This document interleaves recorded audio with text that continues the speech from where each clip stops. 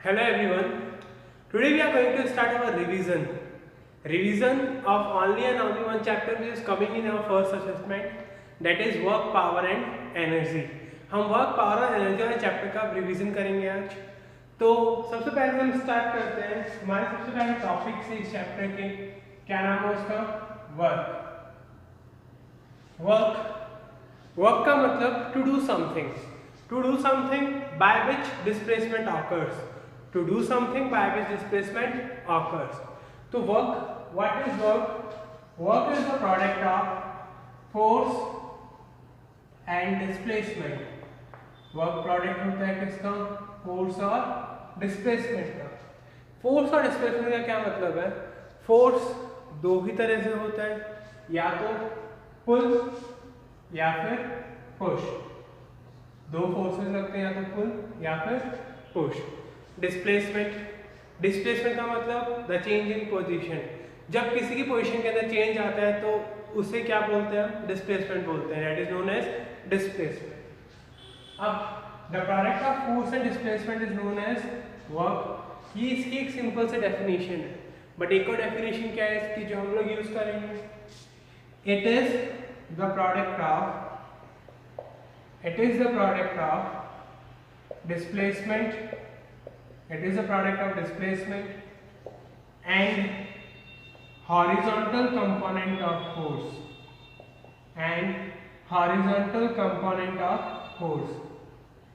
It is a product of displacement and horizontal component of force.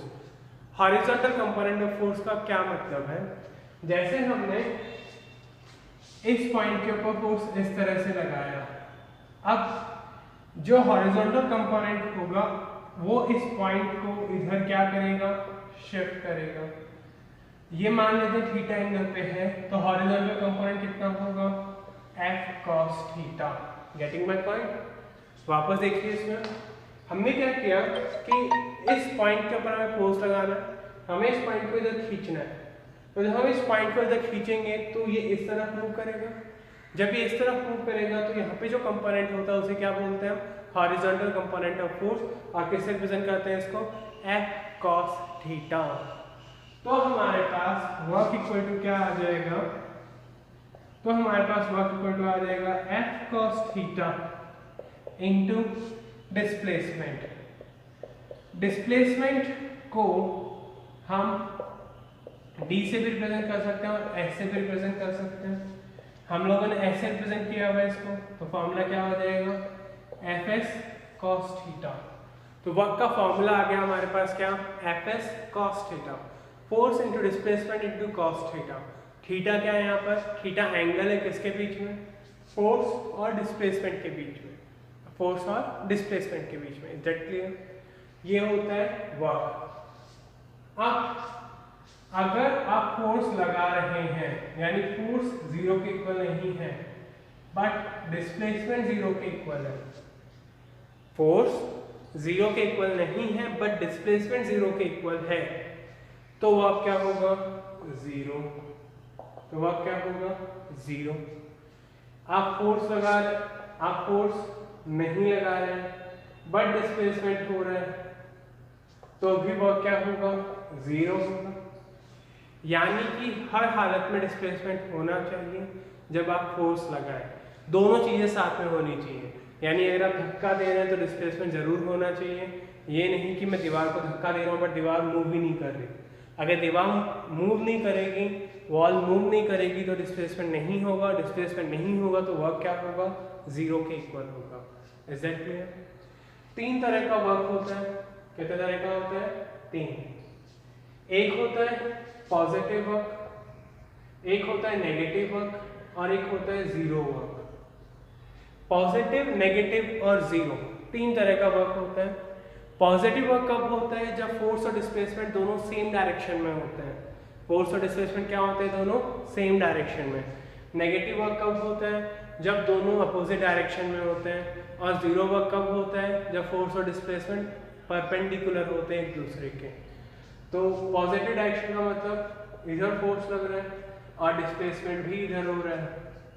जब force और displacement की direction same रहती है तो वर्क क्या होता है? पॉजिटिव। तो एफ भी इधर, एस भी इधर। इस केस में थीटा की वैल्यू कितनी होगी? 0 डिग्री। थीटा की वैल्यू कितनी होगी? 0। और cos 0 की वैल्यू कितनी होती है? 1। तो यहाँ पे वर्क का फॉर्मूला क्या हो जाएगा? Plus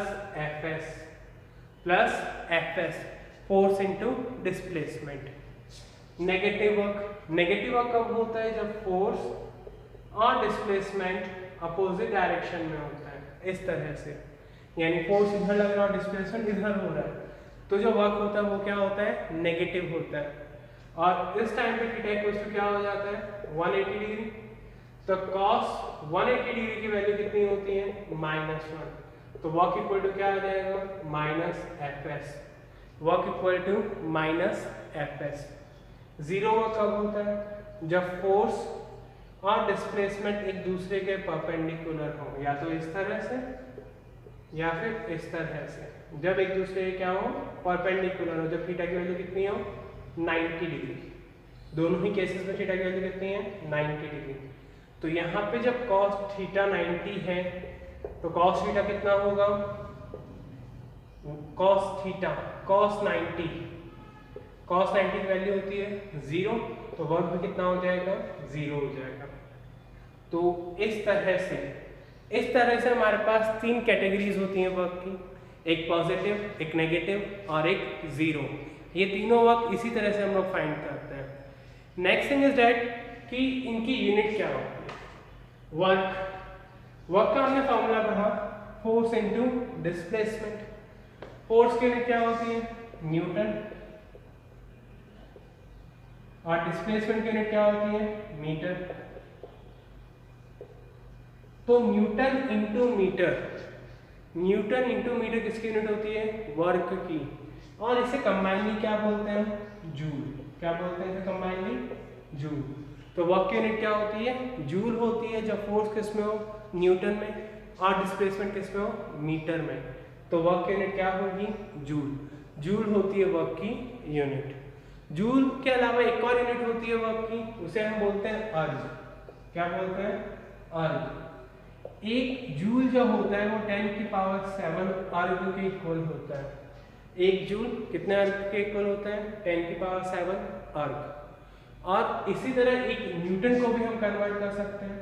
1 Newton is equal to 10 की पावर 5 डाइन।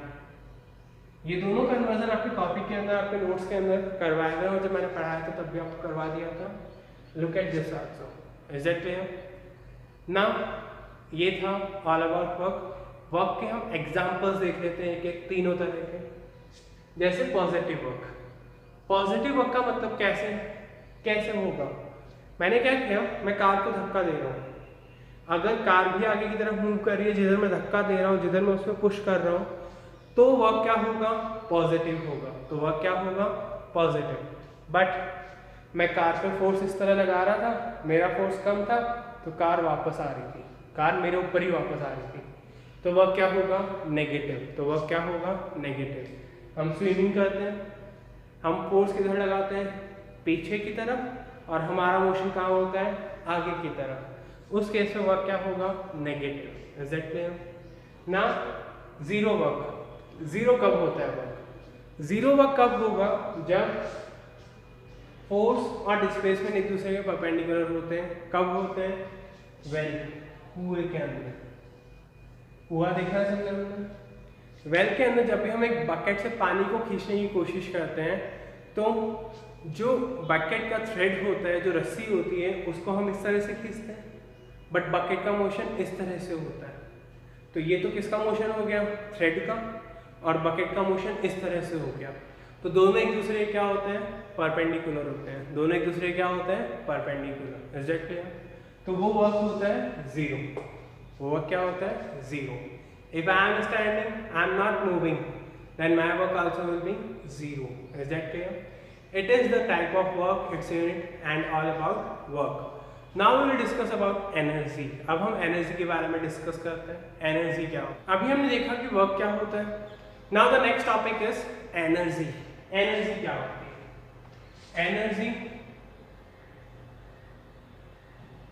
Energy को हम सिंपल सा बोलते हैं the ability to do work. The ability to do work is known as energy. The ability to do work is known as energy. कार्य करने की जो एबिलिटी होती है, जो कैपेसिटी होती है, उसे क्या बोलते हैं हम? एनर्जी। किसी भी वर्क को करने के लिए हमारे पास दो तरह की एनर्जीज होनी चाहिए, एक मेंटल और दूसरी हमारी स्ट्रेंथ जो हमें खाने से मिलती है। तो दोनों एनर्जीज हमारे पास होनी चाहिए, उसी से हमारी एबिलिटी का पता चलेगा कि हम उस वर्क को कर पाएंगे या नहीं कर पाएंगे। एनर्जी क्या होती है? Energy is the ability to do work को किस तरह से पूरा करें, उसकी क्या एबिलिटीज है हमारे पास, क्या कैपेसिटी है उसकी, that is known as work. उसे क्या बोलते हैं? वर्क बोलते हैं ना। Work, the ability to work is known as energy. जैसे रिवर छोड़िए, अभी बारिश हुई थी हमारे शहर में तो बजाज रोड पे जो हालत बन गई थी, या फिर किसी भी एरिया में जो हालत बन जाती है पानी के फ्लो की वजह से, जैसे फ्लोइंग रिवर। अगर पानी बहुत स्पीड से फ्लो कर रहा है, तो क्या होगा? उसके रास्ते में जो भी आएगा वो उसके साथ ही उसको ले जाएगा। फ्लोइंग रिवर, बहते हुए पानी में भी बहुत सारी क्या होती है? एनर्जी होती है। Energy is the capacity to do work. For example flowing river, हमारी बजाज रोड की हालत या सिटी की कोई भी रोड की हालत जहाँ पे पानी बहुत स्पीड से फ्लो कर रहा है, दैट इज फ्लोइंग रिवर। उन सब में क्या होती है? एनर्जी। अगर आप उसके अंदर कोई भी थिंग, जैसे कोई पेपर या क्लोथ या कोई रैपर, ये सब उसके अंदर थ्रो कर देंगे, तो थ्रो करते ही वो क्या होगी? फ्लो हो जाएंगे। तो उसके पास क्या है? एनर्जी। उसके पास क्या है? Energy. Flowing river has energy. ना एनर्जी की यूनिट भी क्या होती है? जूल होती है। क्या होती है? जूल। जो वर्क की यूनिट थी वही किसकी यूनिट होती है? जूल की यूनिट होती है, same unit. Now types of energy, जो एनर्जी के टाइप्स हैं वो कौन कौन से हैं? बहुत सारे होते हैं, जैसे न्यूक्लियर, इलेक्ट्रिकल के अलावा sound, solar, mechanical, light, chemical. ये बहुत सारे तरह की एनर्जीज होती हैं। सबसे पहले हम देखते हैं न्यूक्लियर एनर्जी। न्यूक्लियर एनर्जी वो एनर्जी होती है जो न्यूक्लियर रिएक्शन से हमें मिलती है। न्यूक्लियर रिएक्शंस दो तरह की होती हैं, एक होता है न्यूक्लियर फ्यूजन और एक होता है न्यूक्लियर फ्यूजन। क्या होता है इन दोनों रिएक्शंस के अंदर? न्यूक्लियर फ्यूजन के अंदर जो बहुत भारी न्यूक्लियस होता है वो दो छोटे छोटे न्यूक्लियस में ब्रेक होता है। बहुत भारी न्यूक्लियस क्या होता है? दो छोटे छोटे न्यूक्लियस में ब्रेक होता है। जैसे यूरेनियम ब्रेक होता है बेरियम और क्रिप्टन में, बेरियम एंड क्रिप्टन। फ्यूजन में क्या होता है? बहुत छोटे छोटे न्यूक्लियस बड़े न्यूक्लियस में कंबाइन होते हैं। जैसे हाइड्रोजन प्लस हाइड्रोजन मिलके क्या बना लेंगे? हीलियम। बट जब ये कॉम्बिनेशन होता है या ब्रेक ऑफ होता है, कॉम्बिनेशन का मतलब जुड़ना और ब्रेक ऑफ का मतलब टूटना, जब ये होता है तो क्या होता है? बहुत सारी एनर्जी का अमाउंट बाहर निकलता है। That energy is known as nuclear energy. उस एनर्जी को क्या बोलते हैं हम? Nuclear energy. सोलार, सन से मिलने वाली एनर्जी। इलेक्ट्रिकल, जो इलेक्ट्रिक करंट से हमें एनर्जी मिलती है उसे क्या बोलते हैं? Electrical energy. Mechanical energy, the energy which is having by object due to rest और मोशन। किसी भी ऑब्जेक्ट के रेस्ट और मोशन की वजह से, उसकी पोजीशन की वजह से जो उसके पास एनर्जी होती है उसे क्या बोलते हैं? Mechanical energy. उसे क्या बोलते हैं? Mechanical energy. Light energy, light से जो हमें एनर्जी मिलती है that is known as light energy. Sound से मिलने वाली। केमिकल एनर्जी, जो एनर्जी हमें केमिकल रिएक्शन से मिलती है उसे क्या बोलते हैं हम? Chemical energy. जैसे पानी को हमने उबाला तो वेपर में कन्वर्ट होगा, वेपर में क्या होगा? थोड़ा हीटनेस होगा, तो वो एनर्जी कौन सी होती है? Chemical energy. अब जो हमारे सिलेबस में डिटेल में है वो कौन सी एनर्जी है? Mechanical energy. कौन सी एनर्जी है? Mechanical energy. मैकेनिकल एनर्जी वो एनर्जी होती है जो किसी ऑब्जेक्ट के रेस्ट या मोशन की वजह से उसके पास होती है। मैं खड़ा हूँ या मैं चल रहा हूँ, तो जो मेरे पास एनर्जी होगी वो कौन सी एनर्जी होगी? Mechanical energy. मैकेनिकल एनर्जी दो एनर्जी में फर्दर डिवाइड होती है, एक होती है काइनेटिक एनर्जी और एक होती है पोटेंशियल एनर्जी। एक होती है काइनेटिक एनर्जी और एक होती है potential energy. Kinetic energy, kinetic energy वो एनर्जी होती है जो किसी ऑब्जेक्ट के पास होती है जब वो मोशन में होता है। जब वो किस में होता है? मोशन में। काइनेटिक एनर्जी वो एनर्जी होती है जो किसी ऑब्जेक्ट के पास होती है जब वो किस में रहता है? मोशन में। किसी भी ऑब्जेक्ट के पास रहने वाली एनर्जी उसके मोशन की वजह से, उसके मोशन की वजह से क्या बोलते हैं? Kinetic energy. और किसी भी ऑब्जेक्ट के पास उसके पोजीशन ऑफ रेस्ट की वजह से, पोजीशन ऑफ रेस्ट की वजह से, रुकने की वजह से या एक जगह रहने की वजह से जो एनर्जी होती है उसे क्या बोलते हैं? Potential energy. दो तरह की मैकेनिकल एनर्जी होती है, एक काइनेटिक और एक पोटेंशियल। काइनेटिक एनर्जी जब कोई ऑब्जेक्ट मोशन में हो, मोशन का मतलब चल रहा हो, तो अगर कोई ऑब्जेक्ट चल रहा है तो उसके पास एनर्जी कौन सी होगी? Kinetic energy. और अगर कोई ऑब्जेक्ट रेस्ट में है, रुका हुआ है, तो एनर्जी कौन सी होगी? Potential energy. Is that clear? दो तरह की एनर्जीज होती हैं। एग्जांपल देखते हैं। मैं इस पेन को, मार्कर को लेकर ऐसे खड़ा हूँ, कौन सी एनर्जी है? पोटेंशियल। बट ये मार्कर मूव कर रहा है, तो मार्कर के पास कौन सी एनर्जी होगी? Kinetic energy. इसी तरह से पेन, पेन का स्विच ऑफ है, अगर स्विच ऑफ है तो उसके पास कौन सी एनर्जी होगी? Potential energy. काइनेटिक एनर्जी कब होगी? जब वो मोशन में आएगा। जब वो किस में आएगा? मोशन में। तो कोई भी ऑब्जेक्ट जब मोशन में होता है तो उसके पास जो एनर्जी होती है वो कौन सी होती है? Kinetic energy. और कोई ऑब्जेक्ट अगर रेस्ट में होता है तो उसके पास एनर्जी कौन सी होती है? Potential energy. Is that clear? Now there is a theorem known as work energy theorem. क्या थ्योरम है? Work energy theorem. क्या कहती है ये थ्योरम? इस थ्योरम के अकॉर्डिंग जो भी हम वर्क करते हैं वो सारा का सारा एनर्जी में कन्वर्ट हो जाता है, या फिर हमारी जितनी भी एनर्जी होती है वो किसी वर्क को कंप्लीट करने के लिए यूटिलाइज हो जाती है। According to this theorem the total work can be converted into energy and the total energy can be converted into work. और जो टोटल एनर्जी रहती है वो हमेशा कांस्टेंट रहती है। टोटल एनर्जी हमेशा क्या होती है?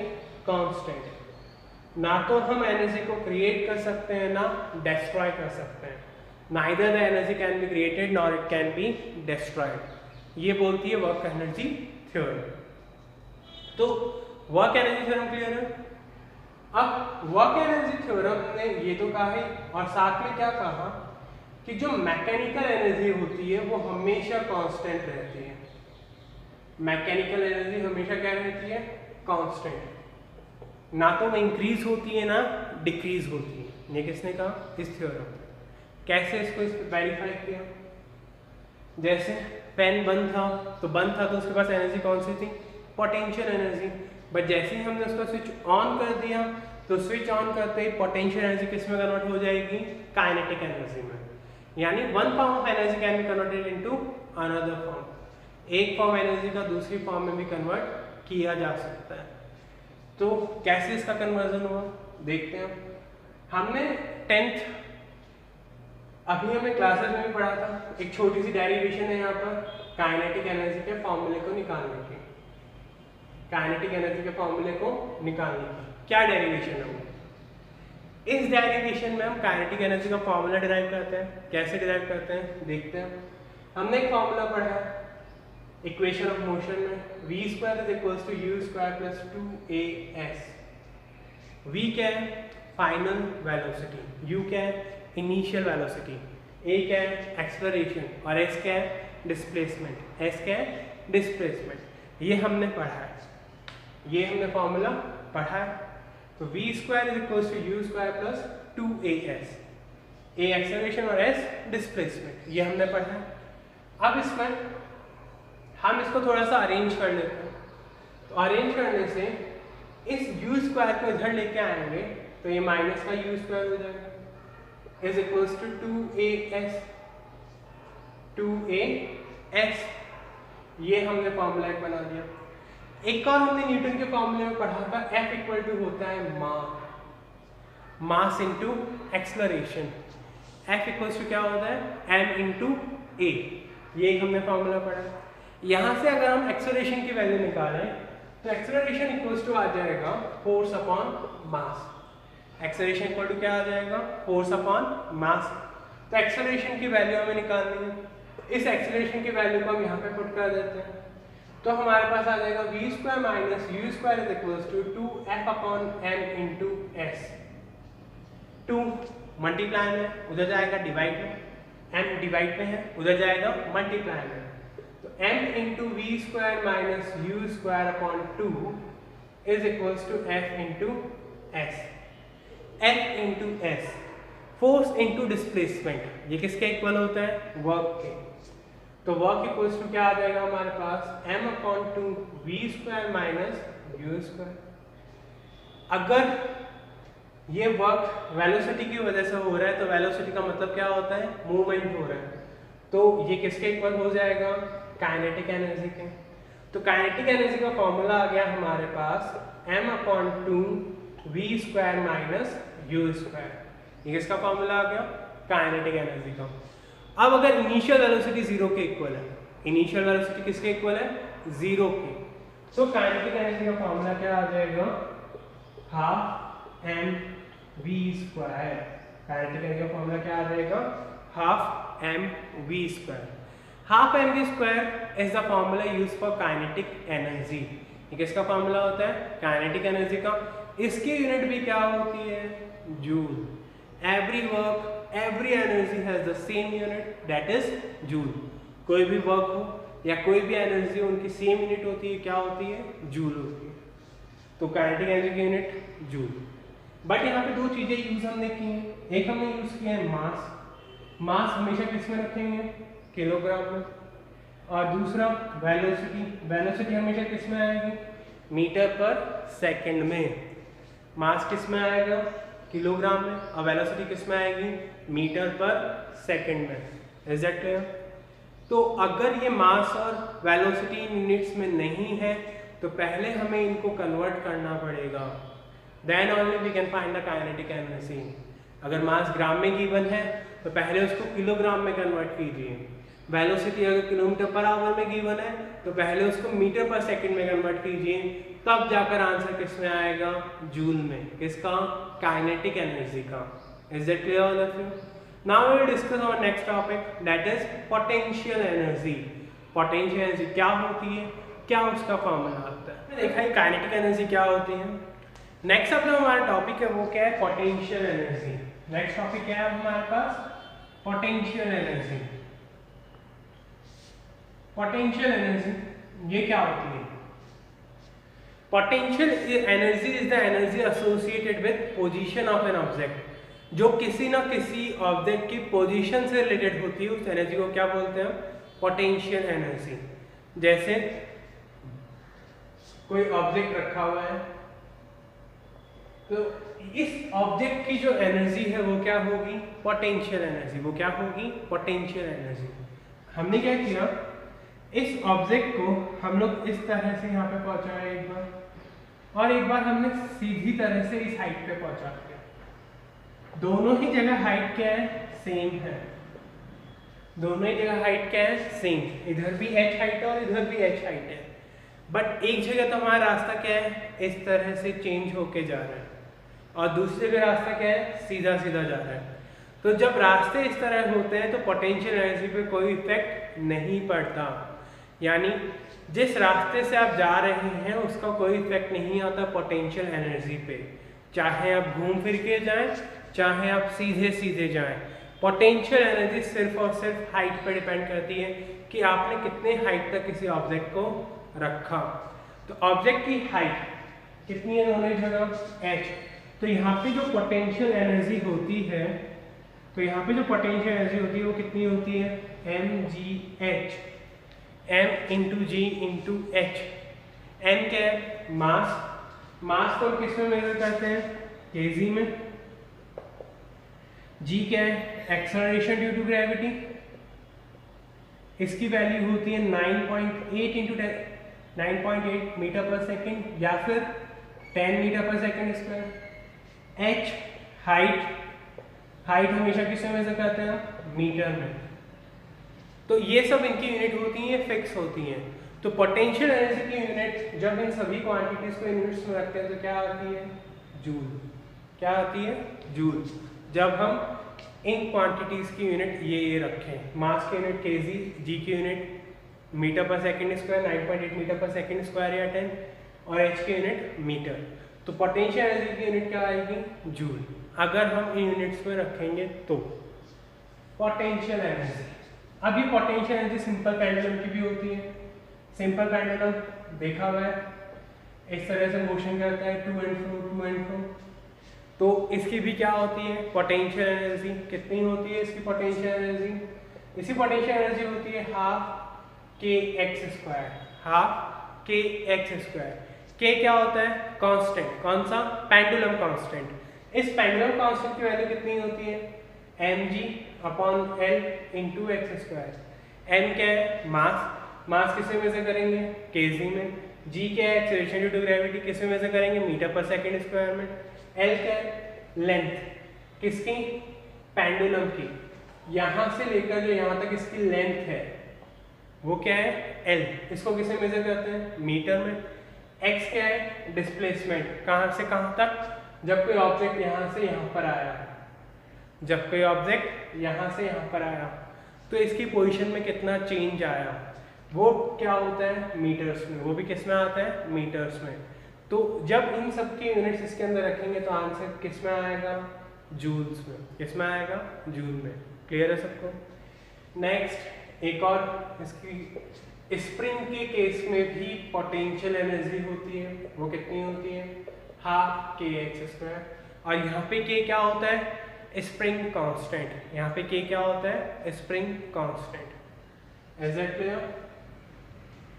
पोटेंशियल एनर्जी का फॉर्मूला क्या होगा हमेशा, half k x square, half m g upon l into x square या फिर एम जी एच। अलग अलग केसेस में अलग अलग ये फॉर्मूला यूज करते हैं।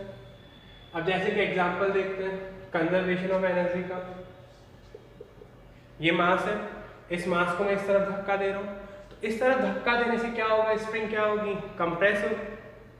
और जैसे स्प्रिंग कंप्रेस होगी तो ये मास वेलोसिटी से मूव कर रहा था v से, तो हाफ एम वी स्क्वायर ये काइनेटिक एनर्जी स्प्रिंग की कौन सी एनर्जी में कन्वर्ट हो जाएगा, पोटेंशियल एनर्जी में।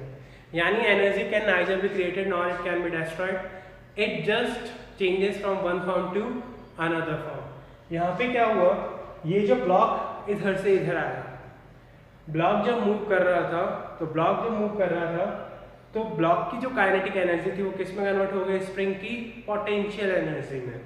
ब्लॉक ने स्प्रिंग को कंप्रेस किया तो ब्लॉक की एनर्जी तो जीरो हो गई जब ब्लॉक रुका, और पोटेंशियल एनर्जी किसकी आ गई, स्प्रिंग की आ गई। इस तरह से ही कन्वर्जन हुआ। नेक्स्ट है, ये जो सारे फॉर्मूले ये सारे मैकेनिकल एनर्जी के थे, काइनेटिक के हो, चाहे पोटेंशियल के हो, चाहे स्प्रिंग का हो, चाहे पेंडुलम का हो, ये सारे फॉर्मूले थे। नेक्स्ट जो एनर्जी वो क्या है, इलेक्ट्रिकल एनर्जी। इलेक्ट्रिकल एनर्जी, जो एनर्जी इलेक्ट्रिक करंट की वजह से जनरेट होती है उसे क्या बोलते हैं, इलेक्ट्रिकल एनर्जी। जो एनर्जी इलेक्ट्रिक करंट की वजह से प्रोड्यूस होती है उसे क्या बोलते हैं, इलेक्ट्रिकल एनर्जी। जनरली जो एनर्जी होती है फ्लो ऑफ चार्ज की वजह से प्रोड्यूस होती है, flow of charge. Charge chemistry में हम लोग पढ़ चुके हैं, कितने तरह के होते हैं, बहुत सारे होते हैं। पॉजिटिव प्रोटॉन पे, नेगेटिव इलेक्ट्रॉन पे, और जीरो न्यूट्रॉन्स पे।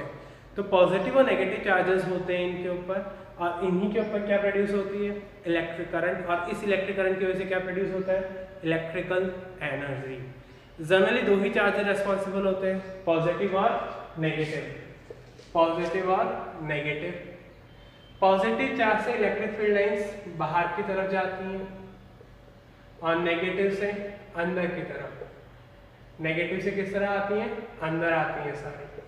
तो जब नेगेटिव चार्ज से अंदर की तरफ आती हैं और पॉजिटिव चार्ज से बाहर की तरफ जाती हैं इलेक्ट्रिक फील्ड लाइंस। ये इलेक्ट्रिक फील्ड लाइंस होती क्या है, ये वो लाइंस होती हैं जो हमें इलेक्ट्रिक फील्ड का डायरेक्शन बताते हैं। इलेक्ट्रिक फील्ड क्या होती है? इलेक्ट्रिक फील्ड वो एरिया होता है जिसके अराउंड किसी चार्ज का इफेक्ट हम देख सकते हैं, किसी चार्ज का इफेक्ट हम देख सकते हैं, वो कौन सा एरिया होता है? Electric field. और जो इलेक्ट्रिक फील्ड लाइंस होती हैं वो इलेक्ट्रिक फील्ड की क्या बताते हैं? डायरेक्शन। पॉजिटिव चार्ज की हमेशा कहाँ होती है? बाहर की तरफ, और नेगेटिव की अंदर की तरफ। इस तरह से इनकी डायरेक्शंस होती हैं। Is that clear? Electrical energy को हम प्रोड्यूस कैसे करते हैं? इलेक्ट्रिकल एनर्जी को प्रोड्यूस करने के लिए बहुत सारे प्लांट्स हैं। कौन कौन से थे? Hydro electric power plant, thermal power plant, coal power plant, solar power plant, nuclear power plant और solar photovoltaic cell, solar panels. इन सब से हम क्या प्रोड्यूस कर देते हैं? इलेक्ट्रिक करंट या इलेक्ट्रिकल एनर्जी। कैसे? जैसे हम थर्मल पावर प्लांट की बात करें तो इसके अंदर क्या करते थे? कोल को जलाते थे और उससे जो हीट निकली उससे हम पानी को गर्म करते हैं, और पानी से जो स्टीम बनती है उस स्टीम से हम टरबाइन रोटेट करते हैं, और टरबाइन से क्या प्रोड्यूस होती है? इलेक्ट्रिसिटी। फिर हाइड्रो इलेक्ट्रिक पावर प्लांट, इसमें क्या करते हैं हम लोग? डैम के अंदर पानी को स्टोर करते हैं। डैम के अंदर पानी को स्टोर करने से पोटेंशियल एनर्जी बढ़ जाती है, और जैसे ही पोटेंशियल एनर्जी बढ़ जाती है हम डैम के गेट को ओपन कर देते हैं। डैम के गेट को क्या कर देते हैं? ओपन। तो जैसे ही हम डैम के गेट को ओपन करते हैं तो ओपन करने से पानी सीधा का सीधा किसके ऊपर आके गिरता है? टरबाइन के ऊपर। जैसे टरबाइन के ऊपर आके गिरेगा टरबाइन रोटेट करेगा और इलेक्ट्रिकल एनर्जी प्रोड्यूस हो जाएगी। फिर सोलर पावर प्लांट, सन की हीट आई, उस हीट को हमने कलेक्ट किया, और कलेक्ट करने के बाद उससे हमने पानी को गर्म किया। पानी गर्म होने के बाद स्टीम में कन्वर्ट हुआ, और स्टीम से हमने क्या चला ली? टरबाइन, और उससे क्या मिल गई हमें? इलेक्ट्रिसिटी। फिर न्यूक्लियर एनर्जी से हमने टरबाइन इलेक्ट्रिकल एनर्जी बनाई। फिर सोलर पैनल्स, पैनल्स क्या होते हैं? जो ब्लू कलर की प्लेट्स वगैरह आजकल हम लोग छत वगैरह के ऊपर लगाते हैं, वो सारी क्या होती है? Solar panels. इनके अंदर कौन सी डिवाइस फिटेड होती है? वो होते हैं फोटोवोल्टिक सेल्स। कौन से सेल्स होते हैं? Photovoltaic sales. ये जो फोटोवोल्टिक सेल्स होते हैं ये क्या होते हैं? ये फोटोन्स रहते हैं इनके अंदर। क्या रहते हैं? फोटोन्स। जैसे ही सनलाइट इनके ऊपर गिरती है तो ये फोटोन्स मोशन में आ जाते हैं, और जैसे ये फोटोन्स मोशन में आते हैं तो चार्ज प्रोड्यूस होता है, उस चार्ज से करंट प्रोड्यूस होता है, और उससे इलेक्ट्रिकल एनर्जी हमें मिल जाती है। उस इलेक्ट्रिकल एनर्जी का गवर्नमेंट हमें बिल भी पेमेंट भी करती है। 2 वे मीटर उसके लिए लगता है। 2 वे मीटर क्या होता है? जितनी इलेक्ट्रिसिटी हमने गवर्नमेंट से ली और जितनी हमने गवर्नमेंट को दी, दोनों का हिसाब रखने वाले जो मीटर्स होते हैं वो कौन से होते हैं? 2 वे मीटर्स। तो ये सब थे। इनके अलावा एक था विंड पावर प्लांट, जो हमारे हर्ष पर्वत के ऊपर लगा हुआ है, हर्ष पहाड़ के ऊपर, माउंटेन के ऊपर जो लगा हुआ विंड पावर प्लांट। जब बहुत तेज हवा चलती है तो विंड मिल की टरबाइन रोटेट करती हैं, और जैसी टरबाइन रोटेट करेंगी तो इलेक्ट्रिक करंट क्या होगा? प्रोड्यूस होगा। इलेक्ट्रिकल एनर्जी क्या होगी? प्रोड्यूस होगी। तो ये सारे थे। इन सबका आपको ब्लॉक डायग्राम बनाना आना चाहिए। ब्लॉक डायग्राम क्या होता है? कॉपी के अंदर देखिए, वो आपको बनाना आना चाहिए। थ्योरी फिर भी आप लोग लिख लेंगे। नेक्स्ट हम लोग देखते हैं पावर क्या होता है? देखते हैं डिसिपेशन ऑफ एनर्जी। डिसिपेशन का मतलब क्या होता है? Energy loss. एनर्जी का जो लॉस होता है उसे क्या बोलते हैं? डिसिपेशन बोलते हैं। जैसे हमने फैन चलाया, फैन को 100% इलेक्ट्रिसिटी नहीं मिल पा रही, 100% फैन वर्क नहीं कर पा रहा, तो कुछ एनर्जी का क्या होगा? लॉस होगा। ये जो एनर्जी का लॉस होता है, ये एनर्जी का लॉस किन फॉर्मेट में हो सकता है? It may be in the form of heat, it may be in the form of light, और it may be in the form of sound. The loss of energy during a mechanical work, जब कोई भी mechanical work करते time कोई loss होता है energy का, तो उसे क्या बोलते हैं हम? Dissipation of energy. ये हीट के फॉर्म में हो सकता है, लाइट के फॉर्म में हो सकता है, और साउंड के फॉर्म में हो सकता है। तीनों के फॉर्म में ये हो सकता है। ये जब तीनों के फॉर्म में ये लॉस होता है तो हीट वाले को क्या बोलते हैं? Dissipation in the form of heat, dissipation in the form of light और साउंड। इन तीन तरह से एनर्जीज का क्या होता है? लॉस होता है। जनरली जो सबसे ज़्यादा लॉस होता है एनर्जी का, फ्रिक्शन की वजह से होता है। तो फ्रिक्शन के लॉस को हम ओवरकम कर सकते हैं लुब्रिकेटिंग से। किससे कर सकते हैं? लुब्रिकेंट का यूज़ कर लिया हमने। किसका यूज़ कर लिया? लुब्रिकेंट का। तो तो डिसिपेशन को हम कंट्रोल कर सकते हैं और एलईडी बल्ब का यूज़ कर लिया। 5 स्टार रेटिंग को हमने देखा, यानी कि कोई भी अप्लायंसेज हम मार्केट में खरीदने जा रहे हैं तो वो अप्लायंसेज उनके स्टार रेटिंग देखें, जितनी ज़्यादा स्टार रेटिंग होती है उतनी ज़्यादा वो एनर्जी को क्या करते हैं, कंजर्व करते हैं, उनको बचाते हैं। क्यों बचाने की ज़रूरत पड़ती है? क्योंकि हमें पता है कि इलेक्ट्रिसिटी का जो बिल होता है वो इंक्रीज़ होता जाता है, और जैसे जैसे वो इंक्रीज़ होता है सीधा इफेक्ट हमारे ऊपर ही आता है। हमारे पेरेंट्स हमें ही बोलते हैं कि आप पूरे दिन टीवी देखते रहते हो, मोबाइल चलाते रहते हो, एसी चलाते रहते हो ऑल टाइम। तो इन सबको हमें कंट्रोल करना आना चाहिए। इस डिसिपेशन को क्या करना है, हमें मिनिमाइज करना है। डिसिपेशन को क्या करना है, मिनिमाइज। Is that clear? तो dissipation can be minimized by using these things. Now what is power? Power क्या होता है? It is rate of doing work. Rate of doing work. Rate of doing work is known as power. हम power को P से represent करते हैं। Power equals to होता है work upon time. Work upon time. अब जो यहाँ पे वर्क है, ये वर्क कोई सा भी हो सकता है। It may be due to kinetic energy, it may be due to potential energy, और जो टाइम रहेगा वो टाइम ही रहेगा। हम वर्क की जगह पोटेंशियल एनर्जी का फॉर्मूला यूज़ कर सकते हैं, काइनेटिक एनर्जी का फॉर्मूला यूज़ कर सकते हैं, और टाइम टाइम ही रहेगा। टाइम टाइम ही रहेगा क्या मतलब है कि टाइम हमेशा सेकंड में रहेगा। टाइम हमेशा किस में रहेगा, सेकंड में। वर्क किस में था, जूल में, टाइम किस में आएगा, सेकंड में। तो पावर की यूनिट क्या हो जाएगी, जूल पर सेकंड, और जूल पर सेकंड को किससे रिप्रेजेंट करते हैं, वाट से। किससे रिप्रेजेंट करते हैं, watt. Watt is the unit of power. Power की यूनिट क्या होती है, वाट होती है। तो पावर की यूनिट को हमें क्या यूज करना है, वाट ही यूज करना है हमेशा। और जो हमारे घर पे इलेक्ट्रिसिटी बिल आते हैं उनकी यूनिट क्या होती है, किलोवाट आवर। क्या यूनिट होती है, किलोवाट आवर। एक यूनिट का मतलब 1 किलोवाट आवर। एक यूनिट का मतलब 1 किलोवाट आवर। तो 1 किलोवाट आवर, 1 किलोवाट में कितने वाट होते हैं, 1000 वाट। एक घंटे में कितने सेकंड होते हैं, 3600 सेकंड। तो कितना आ जाएगा, 3600 इंटू 1000 वाट सेकंड। और वाट सेकंड किसके इक्वल होता है, जूल के। 36 इंटू 10 की पावर 5 जूल। यानी 1 किलोवाट आवर में कितने जूल्स होते हैं, 36 इंटू 10 की पावर 5 जूल्स। ये क्या होती है इनकी एनर्जी। इस तरह से हम 1 किलोवाट आवर किसमें कन्वर्ट कर सकते हैं, जूल्स में। इसके अलावा इस चैप्टर में न्यूमेरिकल्स बचे हैं।